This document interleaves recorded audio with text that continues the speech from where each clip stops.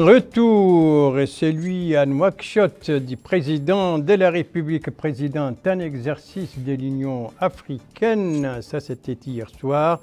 Il revient de Séoul, la capitale sud-coréenne.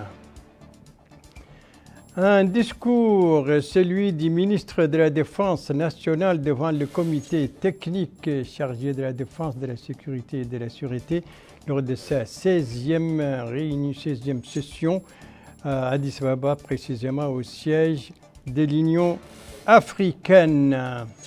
Une visite, celle de la ministre de l'Environnement à l'intérieur du pays. Ce soir, elle est au Guidimaha et hier, elle était à Nassaba, précisément à Kankossa. Voilà donc, et puis on espère avoir comme invité la ministre de l'Environnement en direct à partir de Célibabi dans ce journal.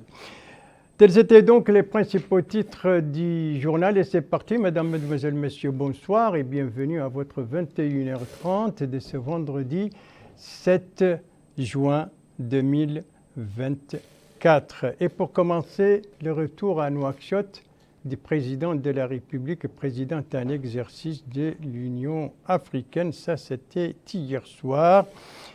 Et les personnalités qui étaient à l'aéroport international de Nouakchott pour l'accueillir, il y avait le Premier ministre, vous le voyez, M. Mohamed Bilal Mesroud. Il y avait également d'autres personnalités, notamment les ministre secrétaire général de la présidence de la République, les ministres conseillers à la présidence de la République, les ministres de la justice, les ministres de l'Intérieur et de la décentralisation. Il y avait bien entendu aussi le chef d'état-major du président de la République, la directrice adjointe du cabinet du président de la République, le Wali Moussa de Nouakchott-Ouest et la vice-présidente du Conseil régional de Nouakchott. Le président de la République revient bien entendu de Séoul, je l'ai dit, la capitale sud-coréenne. Là, le président de la République a participé au sommet Afrique-Corée et puis il a participé également à l'ouverture du sommet d'affaires entre les deux parties, autrement dit le sommet qui a réuni les hommes d'affaires des deux parties. Il y en avait en tout 500. Et au cours de ce voyage, le président de la République était accompagné par la première dame, Dr Mariam Vadrida. Il y avait, la délégation comprenait également deux ministres, celui chargé du cabinet du président de la République et celui des Affaires étrangères, de la coopération et des Mauritaniens de l'extérieur. Il y avait l'ambassadeur de la Corée, de l'ambassadeur de Mauritanie en Corée, un chargé de mission, un conseiller à la présidence de la République et le directeur général du protocole d'État. Voilà donc pour ce voyage présidentiel. Le président de la République, président en exercice de l'Union africaine qui a regagné Nouakchott donc hier soir. Lui aussi était cette semaine à l'étranger. Lui, c'est le ministre de la Défense nationale. Il était précisément à Addis Ababa. Là-bas, il a présidé les travaux de la 16e réunion du comité technique chargé des affaires de la défense, de la sécurité et de la sûreté. Et c'était l'occasion pour le ministre de la Défense de prononcer un discours dont voici l'essentiel avec Aminata Khan. Le ministre de la Défense nationale, Hanana Ould Sidi, a souligné lors de son allocution pour la circonstance la nécessité d'augmenter les niveaux de coordination et de coopération afin de redoubler les efforts pour parvenir à une Afrique sûre, stable et prospère. Le ministre de la Défense a rappelé l'engagement du président de la République et la nécessité de l'interconnexion entre développement, prospérité, paix et sécurité, ce qui nécessite, dira-t-il, une élaboration stratégique globale plus intégrée en prenant en compte les différentes dimensions sécuritaires, économiques, sociales et intellectuelles liées au phénomène du terrorisme. Il a ajouté que le président de la République a placé la paix et la sécurité en tête des priorités de la feuille de route de sa présidence de l'Union africaine, conscient du défi auquel le continent est confronté.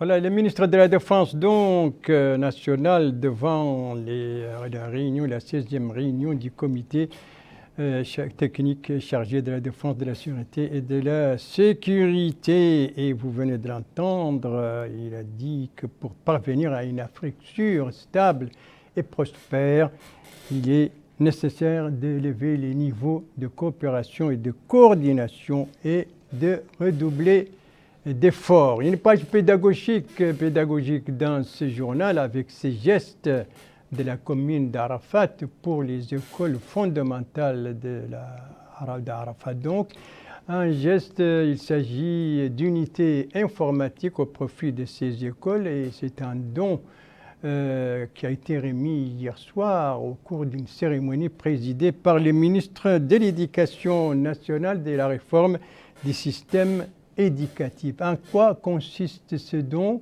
Précision avec Al-Hajj Abdallah Din. Ce lot technique composé de 35 unités informatiques est destiné spécifiquement aux directeurs des écoles primaires de la commune d'Arafat dans la wilaya de Nouakchott Sud. Ce soutien offert par la commune d'Arafat à l'inspection de l'enseignement primaire va de pair avec la politique gouvernementale visant à mieux équiper les établissements éducatifs. Lors de la remise de ces équipements, le ministère de l'Éducation nationale et de la réforme du système éducatif, M. Mokhtar Ould-Dahi, a salué l'action de la commune en faveur de la famille éducative, ajoutant que cette quantité d'ordinateurs aidera inévitablement les directeurs des écoles de Nouakchott Sud à accomplir leur mission dans les meilleures conditions. Monsieur le ministre a également salué l'effort éducatif continu de la commune d'Arafat qui a déjà disponibilisé 35 000 manuels scolaires au profit des élèves résidant dans les territoires de la commune. Dans un mot prononcé à cette occasion, le maire de la commune d'Arafat, M. Mohamed Mahmoud Ahmed Jeddou, a passé en revue les actions menées par sa commune en appui à l'enseignement primaire, tels que le nettoyage, l'équipement et la réfection de certaines vieilles écoles et le raccordement de ces écoles au réseau d'eau, ainsi que la distribution de 2000 cartables en faveur des écoliers de la commune. Ces multiples actions visent l'amélioration de la qualité de l'enseignement et l'élévation du niveau des élèves, conclut M. le maire. Rappelons que depuis l'adoption de l'école républicaine comme choix national d'enseignement, les efforts se poursuivent inlassablement pour concrétiser cette vision. 5 unités informatiques, donc un don de la commune d'Arafat pour les écoles fondamentales de Arafat, donc a été remis hier, donc lors d'une cérémonie présidée par le ministre de l'Éducation nationale et de la réforme du système éducatif. L'informatique, on y reste, mais cette fois pour parler de tout à fait autre chose, autrement dit, pour parler de cet atelier organisé aujourd'hui à Nouakchott par le ministère de la Transformation numérique, de l'innovation et de la modernisation de l'administration en collaboration avec la coopération allemande. De quoi s'agit-il et que vise cet atelier? Élément de réponse avec Bokar Bayraba. La plateforme Temkin vise à doter les agents de la fonction publique tout au long de leur carrière de compétences numériques de base. Et à l'ouverture des travaux, le ministre de la Transformation numérique, de l'innovation et de la modernisation de l'administration, Mohamed Abdallah Ould-Dahi, a déclaré que ce projet s'inscrit dans le cadre du levier développement des compétences numériques de l'agenda numérique national 2022-2025. Il a rappelé que l'acquisition de compétences numériques de base, telles que la production, le traitement, l'exploitation et la diffusion des documents numériques, l'organisation de la recherche d'informations numériques, le travail en réseau, la communication ou la collaboration à distance est devenue nécessaire pour maîtriser tout emploi ou profession. Pour la coopération allemande, les technologies de l'information et les outils numériques jouent un rôle central dans notre monde d'aujourd'hui. Dans le monde actuel, les technologies de l'information et les outils digitaux jouent un rôle central et transforment nos méthodes de travail. Il est ainsi essentiel pour l'administration de développer des compétences numériques et de maintenir un apprentissage continu. Le gouvernement mauritanien, conscient de ces défis, en tient compte à travers ses politiques et visions stratégiques, notamment l'agenda numérique 2022-2025 porté par le ministère de la Transformation numérique. La coopération allemande est fière de soutenir cette initiative importante qui offrira des parcours d'apprentissage et de certification aux fonctionnaires et aux chercheurs d'emploi, les préparant ainsi à mieux servir les citoyens ou à relever de futurs défis. Les résultats des discussions et les recommandations qui en découleront aideront le gouvernement mauritanien a sensibilisé l'administration à l'importance de participer à cette formation pour obtenir la certification Temcon. Temcon, donc cette plateforme pour formation sur les compétences numériques essentielles et qui a fait l'objet d'un atelier organisé aujourd'hui par le ministère de la Transformation numérique, de l'Innovation et de la Modernisation de l'administration en collaboration bien entendu avec la coopération allemande. Quant à la ministre de l'Environnement, eh bien, elle se trouve, elle, à l'intérieur du pays et elle a procédé aussi un lancement donc, mais cette fois c'est le lancement des activités des associations locales de gestion des ressources naturelles. C'était dans le cadre d'une visite qu'elle a effectuée hier à Kankossa, à Nassaba, et dans le cadre donc de la célébration d'une journée de l'environnement. Précision avec notre correspondant permanent là-bas, Moustapha Nounou, compte rendu revient en français par Abdoulaye Demeba. Certification, résistance à la sécheresse, tel est le thème de cette journée mondiale de l'environnement commémorée au niveau du village de Karala dans la Mokata de Kankossa. Cette 5e édition s'est tenue en présence des associations locales de gestion des ressources naturelles pour la préservation de l'environnement. La journée mondiale de l'environnement est l'occasion de mettre en lumière combien nous sommes toutes et tous tributaires de la nature et de la santé de notre planète. La qualité de l'eau que nous buvons, des aliments que nous mangeons, de l'air que nous respirons dépend de la protection du milieu naturel. C'est pourquoi le ministère de l'Environnement a décidé en 2023 de s'approprier l'approche de la gestion décentralisée des ressources naturelles, qu'on appelle également communément GDRN. Cette approche consiste à s'appuyer sur nos populations pour la surveillance de nos écosystèmes, la restauration de nos terres, tout en créant des activités qui permettent à nos populations de tirer profit de ces ressources. Et les femmes seront au centre de cette problématique. Le maire de la commune de Hamoud, Abderrahman Sidiroul Vabou, a pour sa part déclaré que la tenue de cet événement au sein de la commune qu'il préside témoigne de la volonté des pouvoirs publics d'œuvrer pour la préservation de l'environnement. Il a dans ce cadre mis en avant les stratégies et approches mises en œuvre dans cette optique. Les défis environnementaux auxquels nous sommes confrontés exigent une action collective et une vision à long terme. En travaillant ensemble, nous pouvons mettre en place des pratiques de gestion respectueuses de l'environnement, promouvoir la conservation de la biodiversité et assurer une utilisation durable des terres et de l'eau de nos communautés. Grâce à l'approche GDRN, les communautés structurées ont pu gérer les ressources de façon autonome, favorisant ainsi la cohésion sociale et une répartition équitable des ressources. Les cueilleurs et les femmes travaillant dans le secteur des produits forestiers non ligneux ont constaté une amélioration de leur rendement, soulignant ainsi les avantages tangibles résultant de cette approche novatrice. Madame la ministre, à la suite de cette cérémonie, visité le centre technique d'enfouissement des déchets solides de la Mokata de Kankossa. Cette installation a été inaugurée par le président de la République. Elle s'est par ailleurs enquis de l'évolution des travaux de la construction de la délégation régionale de l'environnement.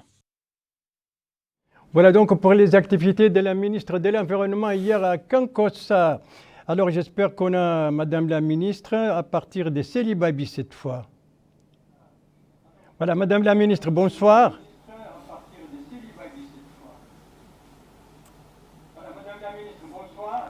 Bonsoir, monsieur.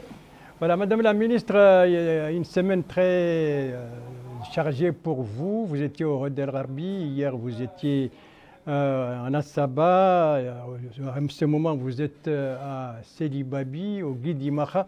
Alors vous allez nous rappeler brièvement dans quel cadre se situe cette tournée à l'intérieur du pays? Une campagne de sensibilisation ou à quelle occasion? Quel cadre se situe cette tournée à l'intérieur du pays? Une campagne de sensibilisation ou à quelle occasion? Bonsoir, tout d'abord je vous remercie pour l'invitation. En effet, nous avons profité de la journée mondiale de l'environnement, donc de la célébration de cette journée, pour faire une tournée dans 3 régions importantes pour le ministère de l'Environnement, que sont les régions du Rod El Gharbi, où nous étions le 5. Ensuite, le 6, nous l'avons passé dans la région de l'Assaba. et pour finir par le Guidi Mara. La Journée internationale de l'environnement est une journée que nous célébrons tous les ans.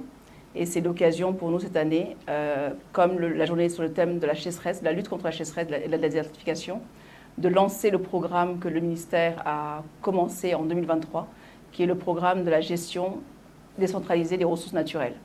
Il s'agit de créer pour chaque commune de la Mauritanie, donc nous avons commencé par ces 3 régions qui sont des régions pilotes, de créer une AGLC. Qu'est-ce qu'une AGLC? C'est une association de gestion locale et collective des ressources naturelles.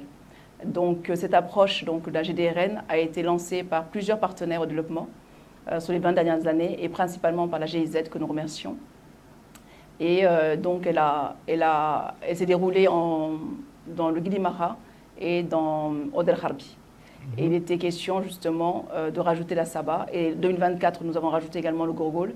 Et nous allons étendre au fur et à mesure cette approche dans les différentes wilayas de la Mauritanie. Donc nous pensons faire les 15, mais par étapes. Madame la ministre, qu'est-ce que vous attendez justement de ces commissions, de ces associations locales? Une application de votre programme ou vous attendez à des initiatives qui viennent de ces associations? Une application de votre programme ou vous attendez à des initiatives qui viennent de ces associations? Très bonne question. Cette approche justement, la GDRN, ou la gestion décentralisée des ressources naturelles, consiste à faire en sorte et à promouvoir en sensibilisant les populations, l'implication de chaque Mauritanien dans la problématique de la protection de l'environnement. Donc ces associations que nous créons au niveau de communes, qui sont adossées aux communes et qui travaillent donc avec les populations et qui sont constituées d'ailleurs de ces populations-là, vont prendre en charge un certain nombre de responsabilités et de missions. La première d'entre elles est la protection de la nature, la seconde la restauration des terres et enfin, dans chacune des associations, nous avons également une composante économique qui consiste à faire en sorte que les populations bénéficient des ressources naturelles. Donc le ministère va accompagner ces populations-là en termes de matériel, de financement, mais également de sensibilisation et de formation pour que les populations s'approprient cette problématique. Nous ne pourrons pas, avec nos équipes, nous avons bien entendu 15 délégués, donc un délégué par région. Nous avons une trentaine de personnes, effectivement, de nos équipes qui sont dans chacune des régions. Mais encore une fois, vu l'étendue du territoire national, vu l'importance effectivement de nos espaces à protéger, il est essentiel que nous impliquions la population, que nous impliquions les citoyens mauritaniens et que nous le sensibilisions sur la question de l'environnement. Donc nous attendons vraiment de ces associations de gestion locale et collective qu'elles prennent en charge et qu'elles accompagnent nos délégués, qu'elles soient, je dirais effectivement, une pierre angulaire de la protection de l'environnement. Voilà, la protection de l'environnement donc est une activité de ces commissions. Cela suppose une certaine prise de conscience de la nécessité de protéger l'environnement. Alors, comment vous agissez pour justement favoriser cette prise de conscience? Surtout que l'environnement ne fait pas partie tellement de notre culture. Très bien. Tout d'abord, effectivement, pour créer ces associations, nous devons former et éduquer nos populations. Donc, il y a au préalable, avant la création de ces associations, il y a tout un accompagnement que nous faisons et qui a duré 6 mois. Nous avons commencé fin de l'année dernière. Et donc, nous avons pris 6 mois pour justement accompagner les communes, donc à travers les maires, mais également non seulement les élus locaux, les maires, également les populations, les femmes, les jeunes, les former et les sensibiliser sur la question de l'environnement, mais également leur expliquer en quoi consiste la mission de ces AGLC et quel est le profil de personnes que nous devons mettre dans ces AGLC. Donc effectivement, il y a le volet sensibilisation, mais également pour créer l'AGLC, mais également le volet action. Une fois qu'on a créé l'AGLC et qu'elle a un récépissé et qu'elle a toutes les ressources humaines pour travailler, la prochaine étape, c'est être sur le terrain.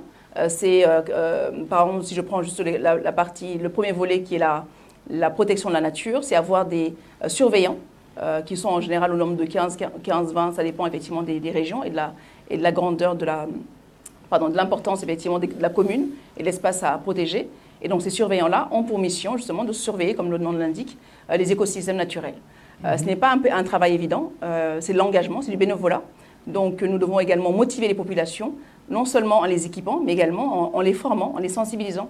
Je pense qu'aujourd'hui, nous avons vu énormément d'engouement de la part des populations. Elles sont en attente de cela. Elles savent aujourd'hui, elles ont conscience que la nature est à protéger, elles ont conscience que l'impact du changement climatique est là. Nous sommes au Guidi Mara, il a fait 48 degrés toute la journée. Donc le changement climatique est une réalité, ce n'est pas seulement une lubie d'esprit ou alors, je dirais, un sujet sur lequel on veut, sur lequel effectivement on veut faire craindre les populations. Non, c'est une réalité. Donc les populations ont conscience de cela parce qu'elles le vivent au quotidien. Donc on leur donne les moyens justement de lutter contre le changement climatique. Et donc on a eu énormément d'engouement, aussi bien dans la Sabah, dans Od el-Harbi qu'au Guilimara. Elles sont en attente. Lors de votre passage à Trenton, dans les discours que vous avez prononcés à l'occasion de la 50e journée internationale de l'environnement, vous avez brossé un tableau un peu catastrophique de la situation environnementale. Et parmi les points que vous avez cités, le plastique qui inonde, vous avez dit, je vous cite un peu, qui inonde nos villes, nos campagnes, etc. Et on remarque véritablement un retour en force du plastique ces derniers temps. Cela est dû à quoi, et alors qu'il est interdit?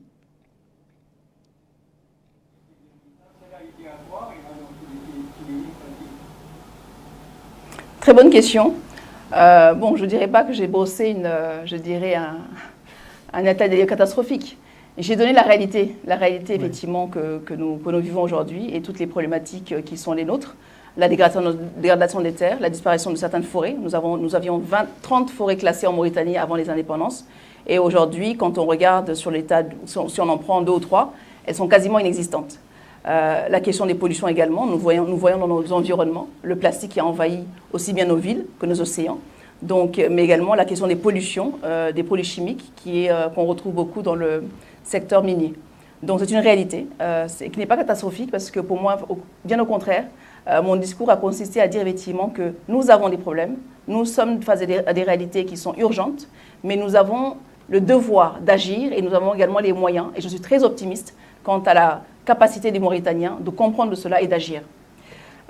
Pour ce qui est effectivement de la pollution plastique, c'est vrai qu'on a vu juste avant le Covid une lutte, je dirais, du ministère de l'Environnement, mais également, pas seulement en Mauritanie, mais dans beaucoup de pays, où il y a eu une prise de conscience et également une répression quant à l'usage du plastique. La Mauritanie était championne, a été vraiment remarquée dans le bannissement du plastique, dans nos habitudes, effectivement, surtout d'achat, parce que c'est surtout le sachet plastique que nous utilisons lors de nos achats qui était en fait problématique.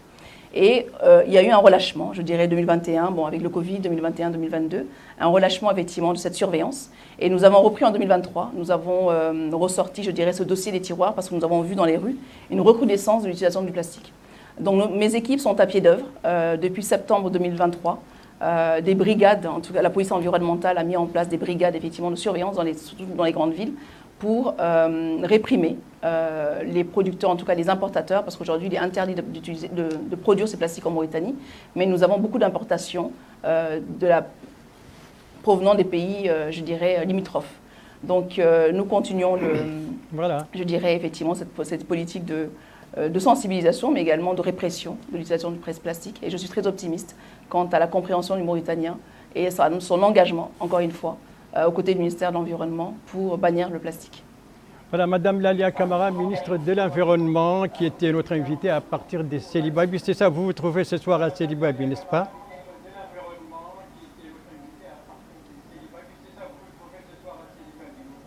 C'est bien ça, je suis à Seli Babi dans le Guilimara. Et voilà, donc j'en profite pour remercier toute la population qui est sortie massivement pour nos 2 événements, aussi bien à Tachot que dans la commune de Rabou. Les populations étaient là, les femmes, les jeunes, et donc ils ont bien compris la problématique et ils veulent se l'approprier. Et donc je les félicite, et je félicite également les populations de la Sabah, les populations du Od el-Harbi. Et vraiment, je suis très optimiste quant à l'engagement des Mauritaniens dans le domaine de l'environnement et dans la protection de nos écosystèmes. Je vous remercie.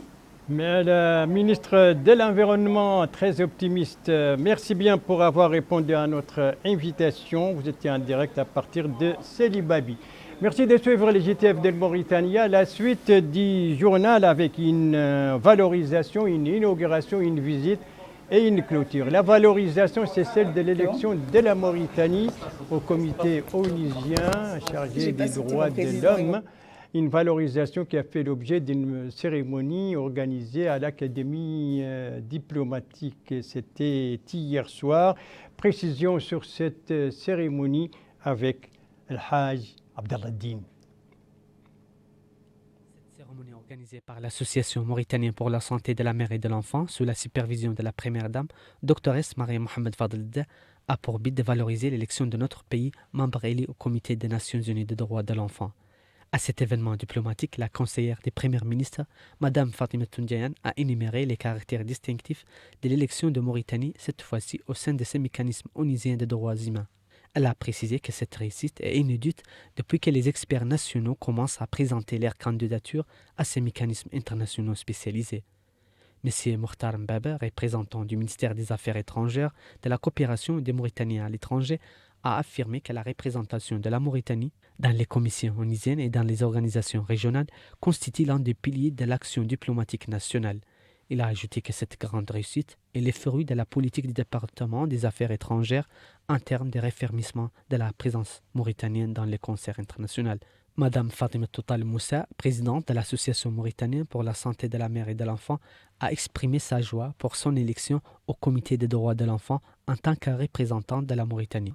Elle a annoncé qu'elle va œuvrer à travers ce poste onusien à servir fidèlement et sérieusement son pays. Il est à noter que le Comité des Nations Unies des droits de l'enfant est composé de 18 experts indépendants chargés de surveiller la mise en œuvre de la Convention relative aux droits de l'enfant par ses États parties. Une satisfaction et donc une valorisation de cette élection de la Mauritanie au Comité des Nations Unies chargé des droits de l'enfant. Une première, il s'agit en plus d'une femme et qui vient de la société civile. Voilà pour la valorisation. Quant à l'inauguration, eh bien, elle nous amène au Gorgol, précisément à Magama. Magama qui dispose désormais d'un tout nouveau complexe intégré. Un complexe inauguré hier par le secrétaire général de Tazor. Précision avec notre correspondant permanent là-bas, Hachim Touhami. Compte rendu revient en français par Aminata Khan. Ce complexe culturel, sportif et de divertissement est le second du genre à être inauguré par la Délégation générale à la solidarité nationale et à la lutte contre l'exclusion Ta'azur dans la wilaya du Gorgol. Le complexe comprend des espaces de divertissement, un terrain de football, une salle multimédia, une boucherie et un magasin d'alimentation qui emploie 9 personnes de façon permanente. Présent à la rencontre, le secrétaire général de la solidarité nationale et à la lutte contre l'exclusion Ta'azur, Sadri ou le Sidi Mohamed Mahmoud, a indiqué que le complexe a pour objectif de créer des opportunités d'emploi et de fournir des denrées alimentaires à des prix symboliques aux familles nécessiteuses de la Muqata'a. Lui succédant, le maire de la municipalité de Magama, M. Khan, a souligné qu'il ne fait aucun doute que cette infrastructure améliorera les conditions de vie des populations les plus vulnérables et des jeunes qui aspirent à un avenir meilleur. Il est à noter que cette cérémonie a eu lieu en présence du Wali Moussaïd du Gorgol et du Hakam de la Muqata'a de Magama.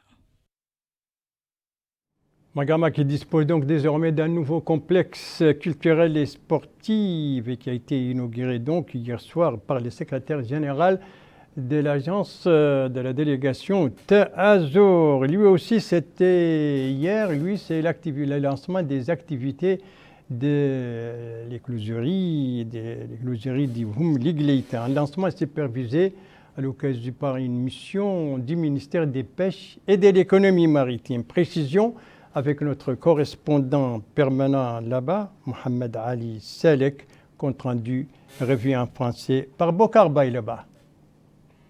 La Mauritanie s'engage dans une stratégie de développement de la pisciculture. Le ministère de tutelle est déjà au pied d'œuvre pour généraliser cette approche.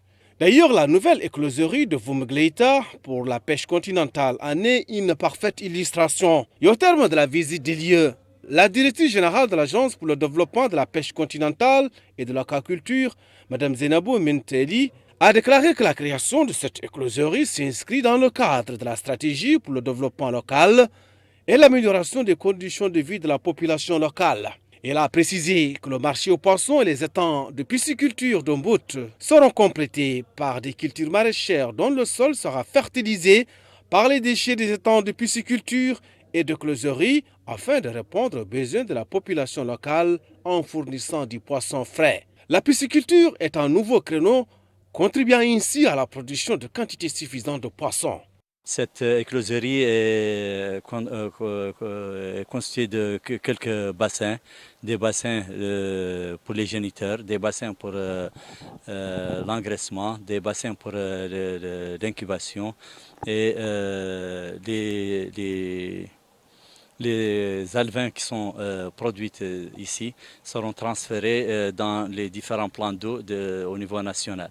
La même écloserie est prévue très bientôt à Mahmoud, qui servira aussi d'empoisonnement des mares aux environs de Mahmoud. Après Voumlegleïta, la délégation a mis le cap sur la ville de Kaïdi, où il a été édifié sur l'état d'avancement des travaux de construction d'écloseries pour soutenir les acteurs de la pêche continentale au niveau de la wilaya du Gorgol.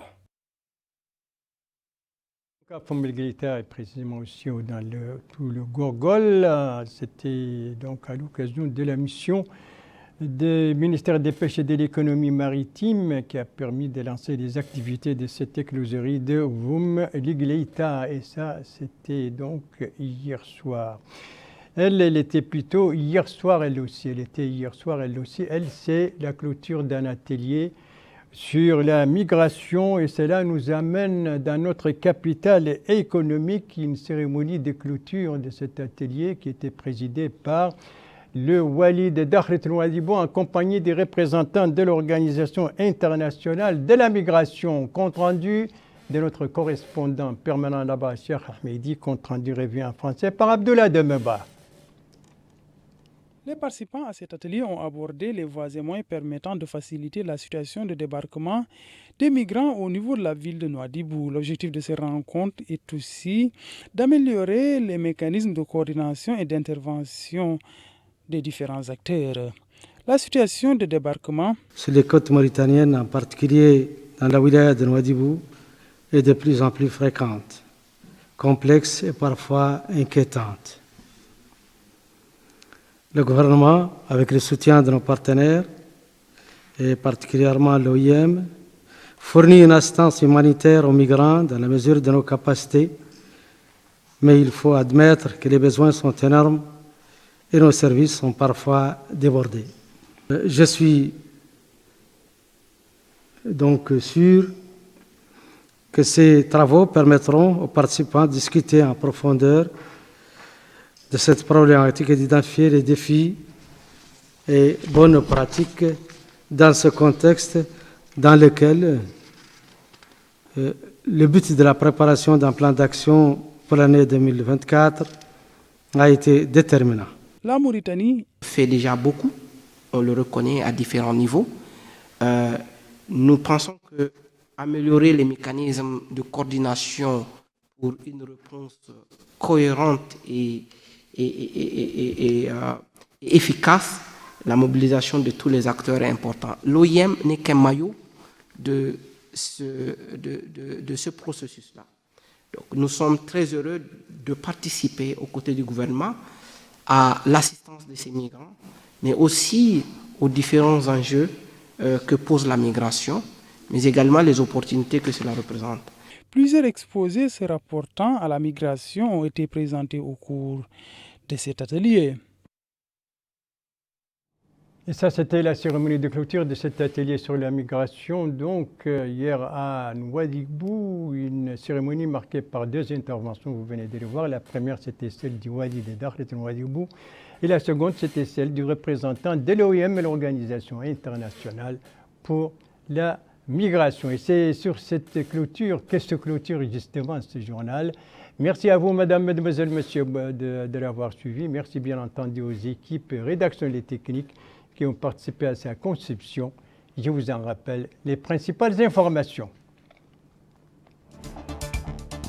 Ici, nous sommes à l'aéroport international de Moutounsi. Ça, c'était hier au retour du président de la République, président en exercice de l'Union africaine, son retour venant de Séoul, la capitale sud-coréenne, où il a assisté au sommet Afrique-Corée. Ici, nous sommes au siège de l'Union africaine à Addis Abeba avec l'intervention du ministre de la Défense nationale lors de la 16e réunion du comité technique chargé de la défense, de la sécurité et de la sûreté dont il a présidé les travaux. Ici, nous sommes à Kankossa, en Assaba, avec la célébration de la Journée mondiale de l'environnement en présence de la ministre de l'Environnement et qui a profité de l'occasion pour lancer des activités des associations locales chargées de la gestion des ressources naturelles. Voilà, il ne me reste plus qu'à vous souhaiter une très très bonne fin de soirée, une très très bonne fin de semaine et à vous donner rendez-vous, Inch'Allah, demain à la même heure, 21h30. Bonsoir.